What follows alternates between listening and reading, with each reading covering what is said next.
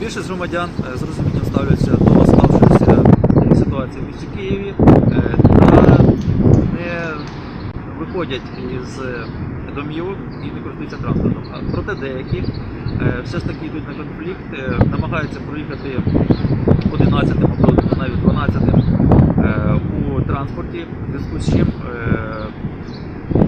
працівниками поліції приймаються міри щодо недопущення даних ситуацій.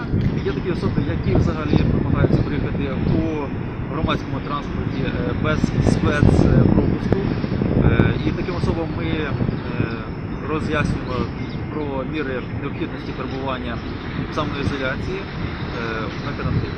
В Києві взагалі заборонені закриті пасажирські перевезення лише за відповідного дозволу люди, які екстрені служби працюють в екстрених службах, медичні працівники, і люди, які працюють у торгівельних мережах, де продаються лікарські засоби, продукти харчування, підприємства, які необхідні для життєдіяльності і Києва, і взагалом держави.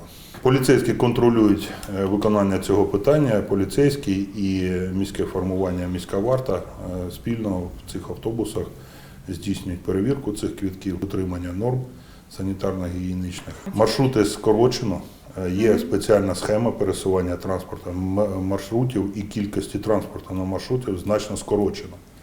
Тому це не просто, як було раніше, але будуть їздити тільки окремі громадяни. Ні. Це фактично переводиться в режим спеціального транспорту для доставки медиків, я вже сказав, інших професій, людей професій, які необхідні для функціонування міста і держави в цілому.